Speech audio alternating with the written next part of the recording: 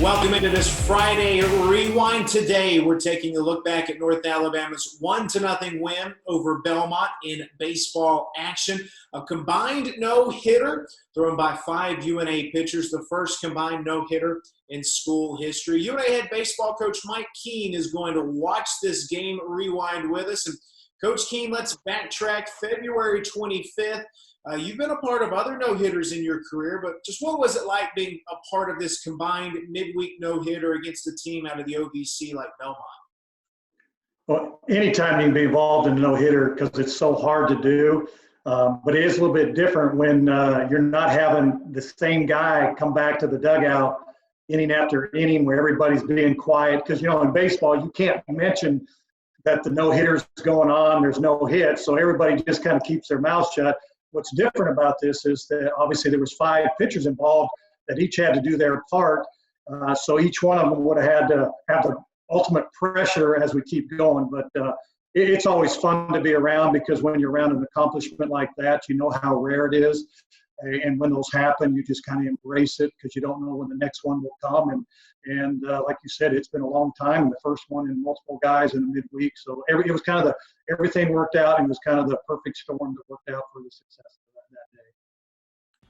Let's jump into the film room, Coach, and relive this no-hitter. Let's first off set the stage with Belmont. They entered with a 6-2 record. They'd won, I think, 3 of their last games in kind of late inning fashion out of the OVC, a great baseball conference. But what do you remember about this Belmont team in the pregame preparation? Well, going into it, they were playing very well. And it's one of those things, you look at your schedule and you're going, okay, well, here's another team that's hot, coming off some really, really big wins. So we knew they were playing good offense, coming back, good pitching. So we knew this was going to be another real challenge for us. And then the other part of our equation was with giving our freshman, Kazi this start. And it was really kind of interesting. We kind of went into the game, okay, we're going to throw 5 guys, maybe 6. We're going to say, well, if Kazi can go 3, Teal can go 1, James can go 3, then Klotch, and then Moore can fill out. We said that was kind of our plans, but we had Fogue and some other guys. So who would have known that it would have went to perfection that when we put it into play. But I think going into this game, I think the key to this was I was real pleased how well Kazi came out and attacked the zone. And there was a day where the wind was blown in, the conditions where the ball wasn't going to carry, so it was so important to throw strikes. And he came out of the chute and just started throwing strikes, let our defense work, and as you can see, that's what he was able to get. They were off bound, had a lot of movement. So that to me was the most important thing. Look at the strike; he just strike after strike and forcing contact, and it gained confidence, and then he felt good about where he's going to go and gave it, obviously he wasn't putting us in a hole like we've had a lot of times this year. Cinto would work against 2 full counts. He'd get the strikeout to end the first inning. 3 up, 3 down, perfect frame to set the tone. Bottom of the first, Coach, offensively, we have a chance to strike early. We'll see all this play out. Reed Holman will lead off with the single. Tate Mathis will get on. They'll both move up a bag. But we're going to strand 2 in this first inning. And early on in a game where you're getting base runners, what's going through your mind in the dugout? Well, this is one that going into the season, it just seems like that has been one of our issues. We can get them on and get them over. Then when we get those guys in scoring position, then we seem to struggle. So this was one of those opportunities. And, Reed's, been one of the better hitters in there. He's a success there. So what we try to do, he gets on. Now you got another guy opportunity. And we knew this guy had a little control issue. So, all right, well, we got something going, nobody on or nobody out, 2 guys on. We're going to make some things happen. We're going to move them over, and it was just getting that opportunity to get that big hit. And we've given other guys opportunities, and unfortunately, a lot of times we've got them over there. We just haven't been able to get that big hit, and that's what the missing ingredient. Those guys have to be able to get it done. So it was a little frustrating to work that hard to get in there. And then here's one of the things that just happens. Colt's been swinging the bat so well. Now you look at why is that guy playing there? It makes no sense. So basically, we do what we want to do.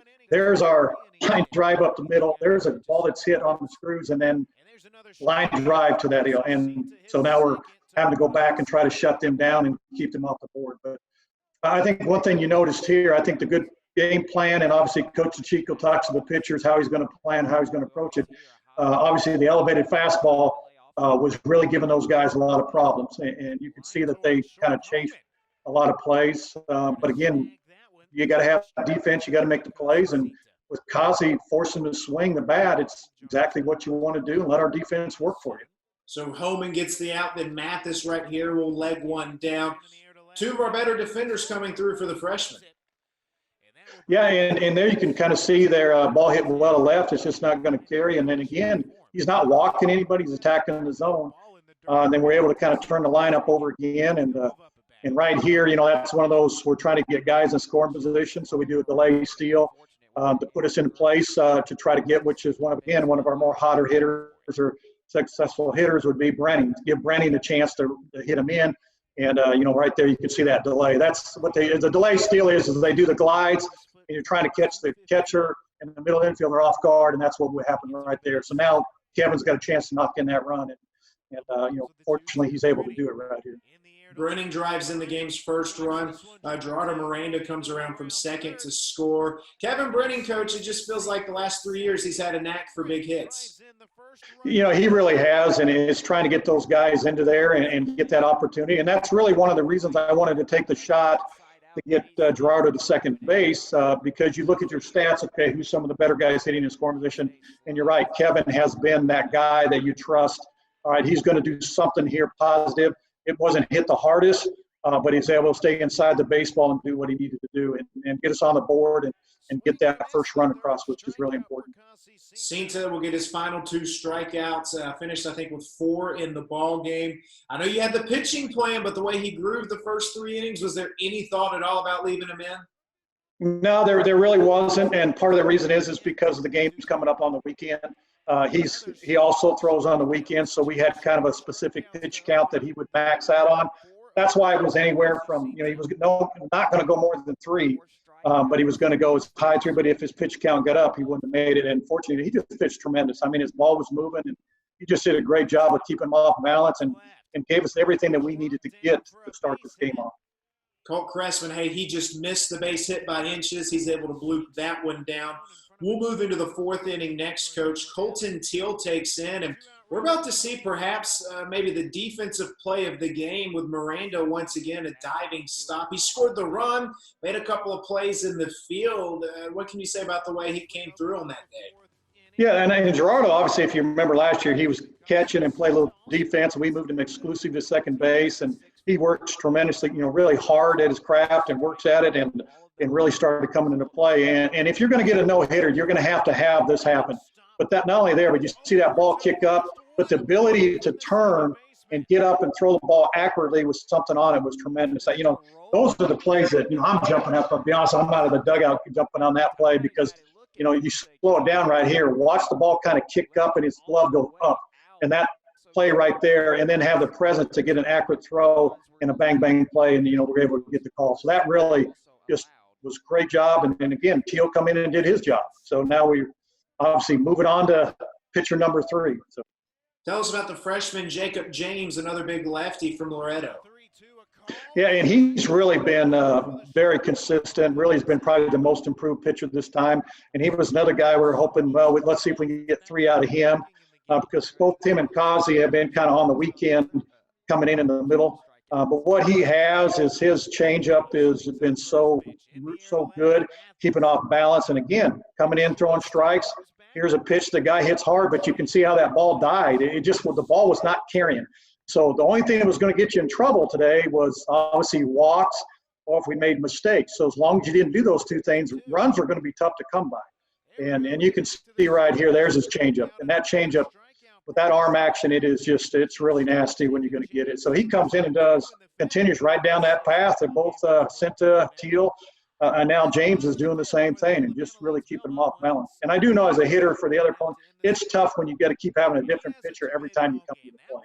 Here's Reed Holman with his 2nd hit of the day, but he would get caught in a rundown right here, Coach. For as good of a day he had at the plate, kind of an unfortunate situation right here.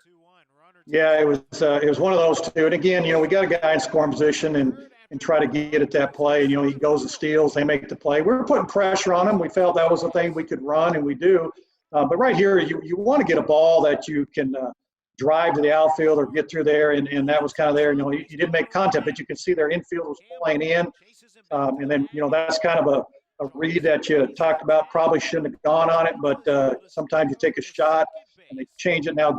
Good job by Daniel getting back in the scoring position. So at least gives us another chance. You know, we much rather have him at third, but at least we have another shot here. And again, you kind of just see these missed opportunities, and then obviously we get out of it. And you can see we're doing much more offensively, but we're just not getting those opportunities to expand the lead, and that's the frustration part that we're not having. But again, another quick inning by James, and it's just our pitchers are just going out there and just mowing them down right now. There's Cressman. He's going to leg this one out. Coach, what's the dugout sort of starting to be like as this no-hitter progresses into the later portions of the game? And you know what's kind of interesting is I think I thought that they handled it really well. It was just the quietness, you know, kind of the excitement of the runs, the offense. But when the pitchers would come in, they congratulate him and kind of sit down. So I know the mood was there to try to get some more runs on. And that guy, third baseman, made a great play to even stop that. So, you know, we got Colt on here again, and we're trying to get some things, make some plays and think it happened, leadoff guy. But then, you know, we get into a double play and kind of knock us right out of the inning again. So, you know, you got to, you know, we're not, you know, they're throwing strikes, they're making the plays. But, you know, right now our pitchers are just really keeping us in this game and doing their job and throwing strikes and mixing it up and just keep shutting it down. This game right now is just flying by. You know, they talk about pace of play. We made sure this was a nice pace of play because this game was flying by. I'm a fan of the pitcher's duel. We're getting ready to move into the eighth inning, and now you're getting set to go to your weekend back into the bullpen. Brian Clonch is about to come into the game, Coach. And moving into the game, again, we can't get the run across right here, but what was it like kind of going to your veteran arms at this point? Well, and really that was the key. You know, I think the thing is our question mark was, okay, let's see how the first three guys can go, because then we knew we had Clonch, and Clonch was going to go maybe two, but no more than. But now this worked out perfect. We can do one. Well, now you got your guy. I mean, Brian is our guy. I mean, that's the most successful relief guy. So now the confidence, he understands, he's been in this role. So you're talking about a guy that's handled this pressure. So he was going to come in, and you know, my expectations with him were exactly what he's doing. I felt really good once he went in there, and here again, Gerardo, even though he jams, it has to come up with another nice defensive play, and he does. So that's a second good defensive play to keep anything going. And then Clonch obviously is going to be out, and then we were going to go to Moore no matter what because he's coming off that injury. We wanted to see if he could handle the bullpen closing role, and you couldn't ask for a better situation to find out because it's you can't get any tighter than a 1-0 game going into the ninth. So, but pitchers have been tremendous at this time. Luke Harper, we get a one-out double, and now we're getting ready to send us into the ninth inning, Coach. Yeah. Going into the ninth, and I think, how on edge is everybody right now? You know, I think it's always a little nervous because of the success Belmont has been coming back, and we just, let's be honest, we have not been able to hold some teams late. And this was Kyle's first shot. You know, Kyle had not been in this position. He started for us last year. He's coming off the arm surgery. We just felt he would be the guy to try. So, you know, what you want to do come out here is, you know, come out and throw the strikes. So, you know, hopefully, you know, that's what he kind of did until he got in a little bit behind later on.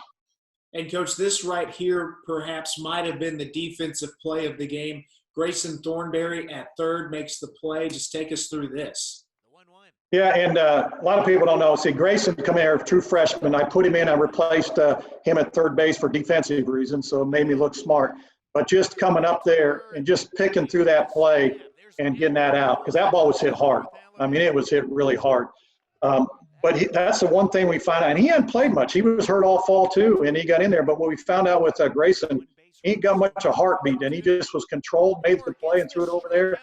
And that really kind of relieved a lot of stuff. Then we get the strikeout. Now everybody's kind of going, now you can breathe a little bit, feel a little bit better. But as you know in baseball, that feeling comfortable can change quick. And obviously it did right here. You know, that's not what you want to have is that 2-out walk when it's a 1-run game. And the scenario didn't get better because obviously you don't want to get him in a scoring position. But as you can see here, getting the wild pitch, not making the play and missing it or it kicks all the way over there. All right, now what do you do? That's what you don't want to have because they get to go extra innings because of especially where we are. So Now I think, I'm getting a little nervous right there now because you're going, well, okay, here we go. And Coach Chico goes out and just basically was just going to tell him, say, look, you like everybody else, just throw strikes. Don't worry about it. You can see he's got a little smile on his face. He's just trying to calm him down here and say, you got this. You're the guy we want. You're the guy we're doing it here. Just do your job. So, it was a good move to go out there and talk and calm him down. And obviously the conversation a little bit longer, but you can see that was pretty much what the conversation was. So now he comes out, throws a strike, hits the ball, fades over there, got the catch, and unbelievable, to get that, not only the no-hitter, but we needed that win really bad. So that was two factors. But it was what a great effort by the defense and the pitch in that game. It snapped a losing skid. First combined no-hitter in program history, the first no-hitter since 2010. And Coach, baseball season unfortunately got cut short, but knowing that we have this highlight, a no-hitter in 2 years of Division I baseball, you got the Ole Miss win, now a program no-hitter against an established program in Belmont. I mean, what can you say about just that moment and wrapping it up? Well, I think, you got to take and enjoy the moments when you can, because there is a difference. It's so hard to get a win in the first place. So not only get a win and then get a no-hitter, that's something that's going to be in there forever. It's just one of those things like the Ole Miss last year.